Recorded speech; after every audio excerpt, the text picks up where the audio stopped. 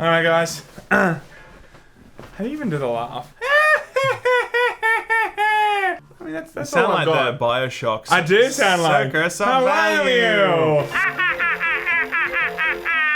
Guys, we just saw Joker. Okay, now everyone has The Gamer movie, guys. The Gamer We saw movie, the okay, it was the last hope for DC because it's been a while since their last good movie. Let's be real, okay? When's the last time you saw a good DC movie? I haven't actually seen the Aquaman movie, but I heard it was pretty good. I saw that. It was very good, I guess, but it was so over the top. I think this is the latest DC movie that really tries to take itself very seriously, okay? Like Skill Up, for example. Like Skill Up. Skill Up is Laymen like Gamon the Joker? Laymen Gamon is Aquaman and Suicide Squad, Yeah. and Skill Up is The Dark Knight Rises, of course. Oh yes, it's The Dark Knight Rises, everybody. It's the Dark Knight, actually. Let's just get to, should you see this movie? It's a yes.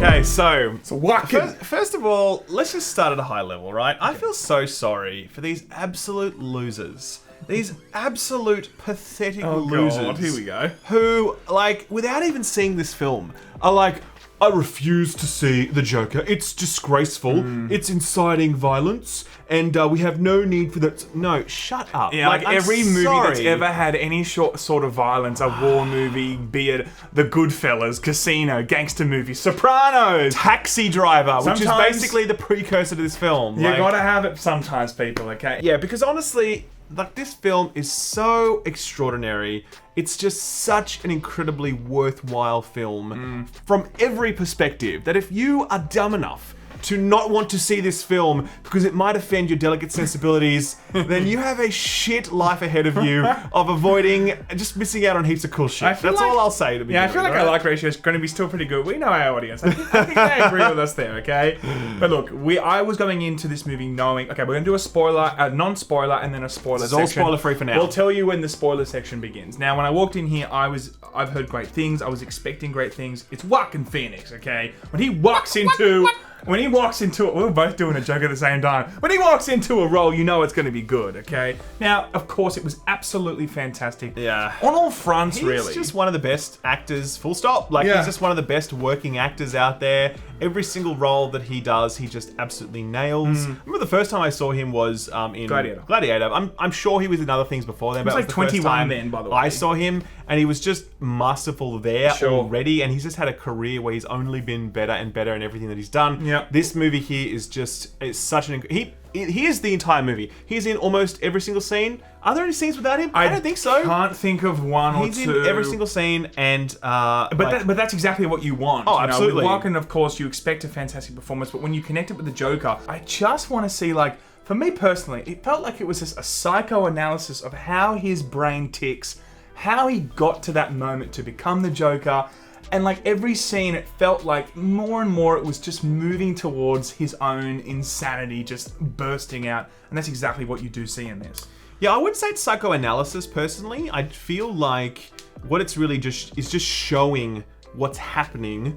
There are little hints of that throughout it, and I think if it was psychoanalysis, it would be kind of frustrating because it would kind of just lay it on all the time. Yeah. And you'd be like, get on with the plot, let us figure this stuff out. I think the movie does a really good job of letting you imagine or think about what's going on in his head without actually analyzing it. Do you know what I mean? I don't think it needs to be said. I think visually, how he portrays himself is where I'm getting a lot of the dialogue from in terms of how I see that unraveling of his mind, you know? And every scene, I just feel like it was so massively done where you see someone trying to hang on for dear life and hang on to his sanity and try and do as much as he can, I believe, in not becoming the Joker, but it just, of course, happens. Personally, I kind of also disagree with the idea that he does everything he can.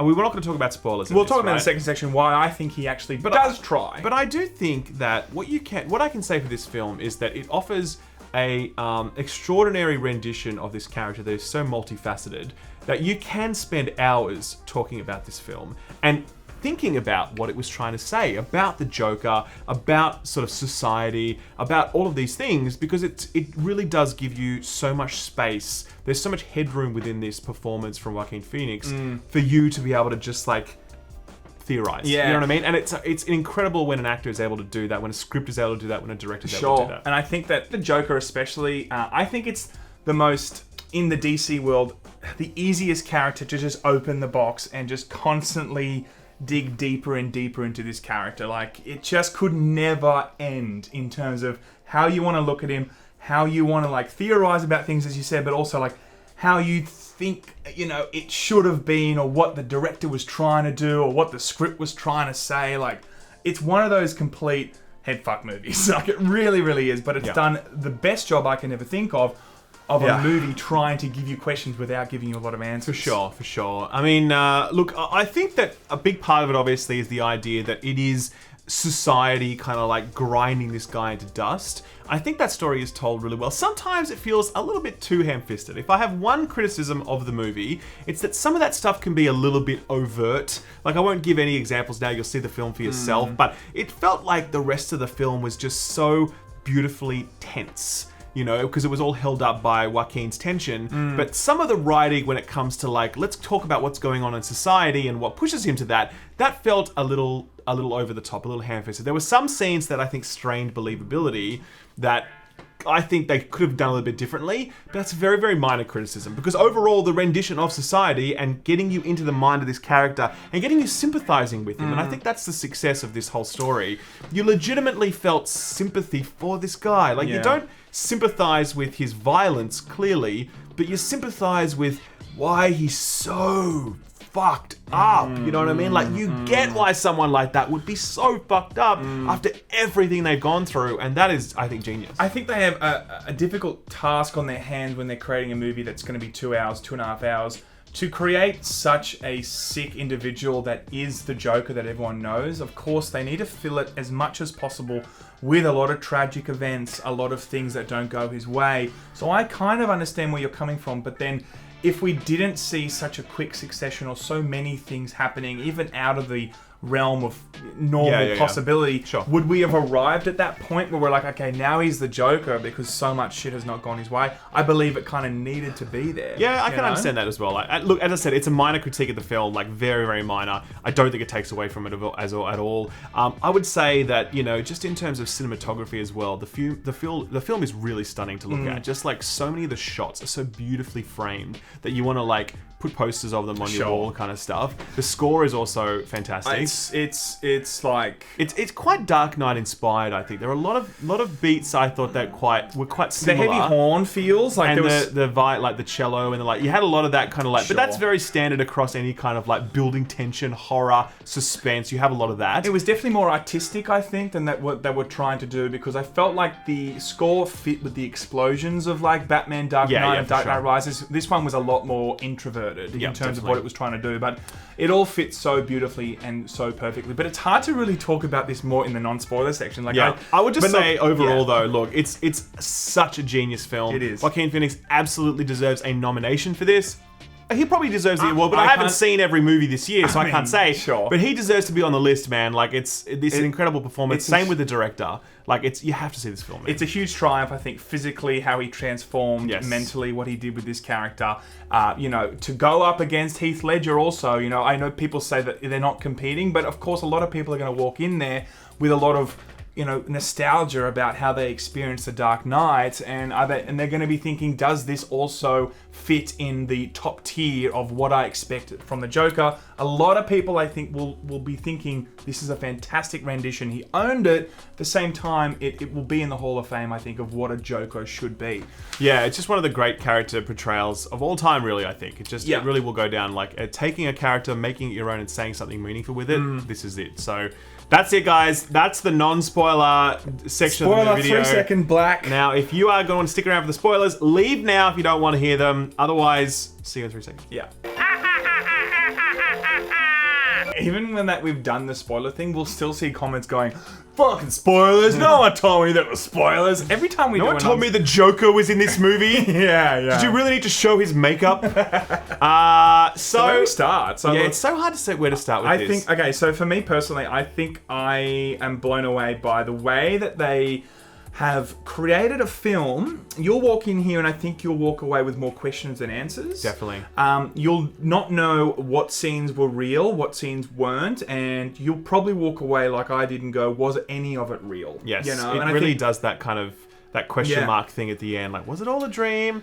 Did he actually? Because there's that scene where he walks out of the room and he's got blood on his feet. That's it's like, the very end. Did he just kill that woman or not? Like, is this all still a dream? Is that still a dream? Is he imagining the footprints and like that's not real? Like, you just at no point in time.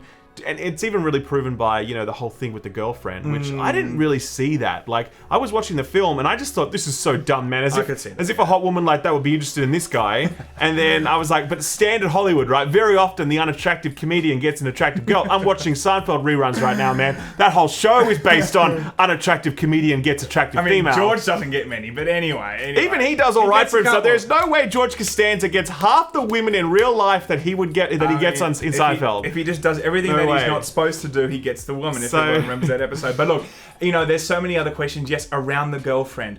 We do see Bruce Wayne, we do see Thomas Wayne, his father. There's questions around, the origin of Joker in terms of his father, his birth, his whole birth circumstances. It's just so masterfully done where they give you a satisfaction at the end of the film, but at the same time they're like, we haven't given you many answers at all. Yeah, I mean, I feel like there were some key moments where I really bought into the movie as well. Like, for example, on the train where, the lights are going down and those guys are there and they're beating him up and then the gunfire happens. Like, you can really understand how everything led to that moment of him, and I was ready for him to turn in that second. The character had been built up to the right level where his turn didn't seem stupid. It just seemed like the right moment and delivered in the right way. And these guys who, were just, being punks on the train and obviously beating him up, they didn't deserve to die though. And so that's the kind of question that the movie immediately asks. It's kind of like, all right, clearly society is shitty. Clearly it's full of dirtbag people, but do these people deserve to be massacred? The answer, of course, is no, but you get to this point where you're like, oh, I can understand why someone who is mentally ill and has been pushed to this level would start to act out that way, because it's like so much shit has come at him. Do you know what I mean? Yeah, and I think that this really is, every single scene that you see him battling with his own madness is always we might have different terminology in how I feel like society is who he is against. Society is the villain or something. It's him constantly in every scene, battling against them financially, career-wise, finding his place, trying to find love, trying to just find his place in the world and find his place in society. But every turn, he's just getting pummeled by society. So I look at this and go, it's a villain story.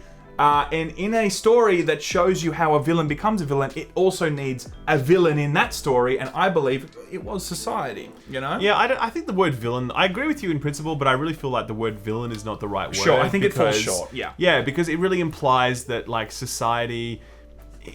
First of all, he's not even really fighting back against it, if you know what I mean. Like, it's almost like he's too broken already to fight back against it, and it's about just how much punishment he can take. And also, I think that society being the villain implies this kind of like active malevolence on the part of it. I think it's definitely saying that when she's look, there's a scene when she's like, no one gives a shit about you, no one gives a shit about me. Yeah, but that's not like active malevolence. That's just like the gears of society turning, and it's like, does society really does it have agency enough to be called a villain? Or is it just, he is in this world and this world sucks, and it's like, here's all the pile of stuff that adds up to equal total shittiness, and then it all just collapses. So I think villain, I get what you're saying. Like, I agree with that in large part, but it just feels like the wrong sort of word. I just wish there was a better word to describe what the Joker is doing in this movie and who's doing it to him. Because there's no words that I can really find that sort of like summarize that well. And when you say that you don't think he was trying to fight it or I look at that and go, he was trying to be on medication. He was trying to get, trying to make it as a comic. He was trying to fit into society. I think he was really trying to battle that. So I do look at that and go, he wasn't wanting to, see the world burn. He was trying to fix himself, I think. And that's one of the defining things I think that's different maybe from the Heath Ledger one, where he, as the butler says, whatever his name is now, some people just want to watch the world burn, right? Yeah. Well, this one, I take this, and although I still think there's a lot of things in similarity in terms of the Joker from both performances, there's definitely clear indication that, this Joker wanted to fit into society. He wanted to be part of it. He wanted to be loved. He wanted to be accepted, He wanted to find purpose in that. Maybe. No, I mean, like, yeah, I can definitely see that, but at the same, I kind of feel like he was already resigned to the idea that he couldn't, and he was just going through the motions. I got that feeling. I don't really feel like he was fighting. I don't feel like he was really trying and believing and like this can happen. I feel like he was just sort of, oh well, I'll try and take my meds. I'll go to this thing that I have to go to. Like there's never any fight in him. I don't think there was just like a resignation the entire time that everything is shit. You know what I mean? And he was just pushing through one day at a time. So I think at least if anything, I look, it's not that I completely disagree with you. At least in his career, you know, for him to rock up to the Franklin show or whatever it was, he was really thinking this might be his break. So at least in his career, maybe in his personal life or in his own mental health, he might have given up. But he went, of course, and onto the Franklin show, and that was a pretty interesting scene where you weren't happy with that. Yeah, I think that was the weakest point in the movie for me. We should explain that quickly. Oh, it's the spoilers. So you would have seen the last scene with, you know, with Robert De Niro, how they're doing the interview, and that was the weakest part, because you could have delivered that exposition in a better way, where he's doing some kind of stand-up bit, and he kind of makes jokes and then says things, and it's like the audience is like, is he joking or is he serious? And it's very tense, because the whole time I was watching that, I was thinking, there's no way this would go to air. They would have just cut this off straight away as soon as you said that. Cut to commercial, off we go. Sure. And it really just strained believability for that reason. And that was very laden with exposition that I don't think the movie was much more subtle about up to that point, much smarter about. So I feel like that was the weakest scene, and it's a shame because obviously that was the climax of the film. I would have liked to have seen them do that differently. Yeah, I agree. When you set up a certain caliber in terms of how you want to deliver things, very much through, you know, not really saying much. A lot of the time, in a lot of the scenes, he's not really saying much. You're really, you know, seeing it physically, environmentally, you know.